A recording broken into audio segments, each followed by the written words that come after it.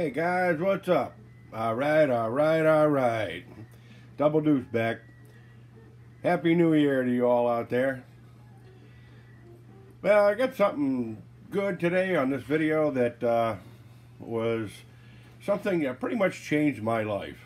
I know we all go through rolling changes in our life, but I never thought I'd see the day I'd be able to print off a scale engine for my hobby stuff. I stumbled across this thing online. My kid got me a really nice 3D printer for Christmas, and not knowing nothing about it, and jumping in feet first, this is pretty much the third thing that I made was this engine.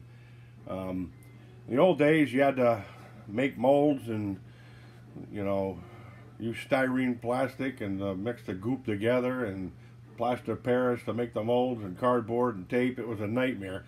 It took just endless hours to make stuff. This here is just a download, and make sure your printer's set up to the scale you want and just click the button. You can see over here I printed off another motor this morning, and I'll get to where you can get these things in a minute. But if you got a 3D printer and you want a scale engine in your RC car or truck or whatever, you know, they have everything from diesels to V8s to tuner engines. So there's a lot out there that people have done. You can actually make your own programs and write them and download them too if you want to change things up or come up with something on your own. It's funny because I basically was interested in this just to do rims, and once I got on here and seen the possibilities, they were endless. And like I say, to keep the spirit of the hobby, and if I can do it, believe you me, you can do it. I fix things with a stick and a rock. That's the way I've been brought up. But to go to the new high-tech age of 3D printers, it's unbelievable. Now the detail on these things is incredible. You know, that does leave mold lines and all that stuff in there. It looks a little crude, but the overall is amazing. You know, it's super lightweight too, so you're not putting a block of plastic on your RC car and weighing it down too much if you like to keep the light scale. There's the cylinder head. You can see the mold lines in there where it 3D printed it. Now there are settings on here, you know, that you can change to smooth out the surfaces. Now these are basically, I painted them silver just to make it look like aluminum. And here are your headers. Now these are hollow, believe it or not. If you look down inside the thing, you can see they are hollow, and you know, super lightweight. And you can see I put a quarter down here for scale on this thing to show the size. Now I found this online. This was actually a quarter scale model that some guy had come up with a program for, and you know, anybody who does these things is, I take my hat off to them. Congratulations, because you guys spend a lot of time, and this was a free download. It was free. And basically what I did was I downloaded the quarter scale version, and then when I transferred it to my printer, I just cropped the size down to 40%. I figured 40%, what I did was, if you don't know what percentage you want to go, just grab a tape roll, and most of your programs are in millimeters. So I measured off the rc4wd drive V8 to come up with this. It's around 70 millimeters, and when you crop it down, you click the box and it crops everything all at once. The whole motor shrinks right down. And the material I used on this was ABS, and it was actually the white glow in the dark stuff. My kid, he didn't know much about the printers either, and he's more into the gaming, and he can build his own computer and that. But when it comes down to new stuff like this, it's all seat of the pants learning. That's why I'm putting this video out there. So if anybody, you know, I knew nothing about it, I could find very few videos that explained the difference between, you know, how to do it, what to do, and, you know, and there are things. Now, one thing I did notice, now if you look at this header, you'll see it's hollow on the top. It's a complete tube all the way through, okay, right to the bottom. It's open. Now, the problem is getting this off the printer plate without breaking it, because it's so fragile, okay? So in the program, they give you things to help you out a little bit. Now, if you notice, this one is closed on the top, because this was actually all around it. This thing called a raft. I built a raft around it, and I put supports in here to keep it from melting down and all that. And then you just cut it out, and I just haven't drilled the holes yet. But you know, so there are like a lot of tools that come with the software to help you out. Now, this motor here was actually, I guess, designed and loaded onto, the name of it is Thingivers.com or Thingivers.com, Thingivers.com. It's the Chevy Camaro LS3, and the guy who put it up there was Eric the Pool Boy, okay? And he's the one that did the quarter scale version. He does quite a few of these too, so hats off to him. And basically you sign on, you download it, and come back and throw a nice comment out there. These guys work hard on this stuff. I've seen some really shitty comments on there, and it was really uncalled for. But we're all in the hobby together, and no matter which direction you go in the hobby, it's your thing. And respect it. You know, if you like tuner cars, that's cool. I mean, I respect you for that too. I'm a gearhead. You know, if you like hot rods or four-wheel drives or, you know, tanks, airplanes, it's all cool. Now, the other motor, getting to this is a Hemi. Now, this thing here is pretty unique because RC Spark Studio did a, I guess it was a little review on this thing. Because this is actually, you can put a speed controller on the back, and there's a tiny little space in here for a motor to set in here, and you can fill in, you know, your pulleys and all that stuff. And then it's actually supercharged. So let's get this stuff out of the way here. Now, I started printing off the supercharger. You know, it's got an intake manifold, and it's got all the little holes and stuff, whoop, to throw it in there. And you can see I got fumble fingers. But, you know, and then it's got your front section of the supercharger.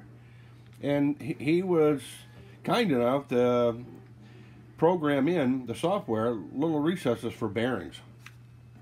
And here's one of the bases of the cylinder heads that I'm printing the other one right now. It sounds like R2D2 over there. And this is the back of the supercharger. And you can see inside it's got recesses for bearings no matter which way you want to put it. Now, this here was actually uploaded and designed by Dark Dragon Wing.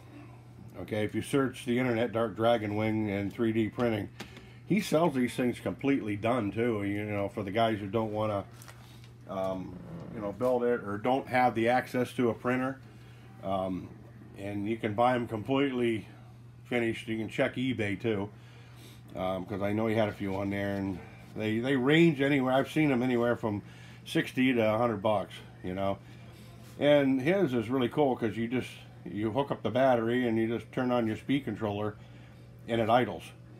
And it's actually hooked into your truck speed controller. So when you step on the go switch there, the motor revs. And on top of the supercharger, he has access for a mini servo, and there's actually the scoop on there with the butterflies, and it actually opens them when you hit the throttle. And he put a lot of time in that, and hats off to that guy too, you know. So then, like, the reason I was so intrigued by this is because I'm into the the bruisers, of course, you guys know, and there's been a lot of changes going on in that, and now they're cheap enough. We have the opportunity to modify them, cut them up, do whatever you want to do. You're not paying $1,000 for them no more. And the HG-P407 was that open door for people like us who want to create things, and it's low money, I'll put it that way. So if you got the opportunity to come up with 3D printing, and you want to make your own stuff, you can do your program, you can do all that stuff and just glue it together. And my plan for this was to open up the inside of this block down here, because I don't need all that stuff. And then I'm going to open it up, and I'm going to have myself a LS3 engine with my old Blazer body. So it'll be an upgraded drivetrain and old school body. And any questions or comments or anything like that, feel free to let me know. I will say one thing. It's not a fast process when you're printing intricate things like this. This block took about 9.5 hours to print. It took 15 meters of the filament. And I got big rolls of filament, so it didn't even put a dent in the roll of filament. But other things take half an hour. The intake manifold was pretty intricate because it actually has runners inside the thing all the way through. It's like a real intake. It's like it was actually designed right from the original blueprints or something. It's amazing. But this took 3.5 hours to make this. The nice thing about the laser printer, once you get the thing going and it's on its own there, you can just walk away from it. And if you want to come back and check it or something like that, that's cool. I don't recommend leaving it run with unattended in case there's a flaw in the software or something, because I had a problem where it got confused and the printing head was all over the place, and then it banged off the side of the case and was just ratcheting off of it, and I had to abort the whole print. And so there's some things to watch out for. Make sure your filament's free and rolling easy, because the one mistake that I seen on this block, I got 99% done with this block. The filament had slipped off the reel and knotted up in the back and broke, so it stopped about maybe a 1/16 of an inch or an 1/8 of an inch of the rest of the block. Never got printed. But being I'm only going to use it for a RC car look model, that's okay with me. I'm not going to go into no shows where you're going to judge it and get awards and all that. And the cool thing is, this is the top spacer plate that actually goes under the LS motors. Okay, if I wanted to, I could crop this and print this and just bring it out to the sides more. I could make this thicker to bring it up in the air. I could do, you can do virtually anything you could possibly think of to, to when you're building something with that printer.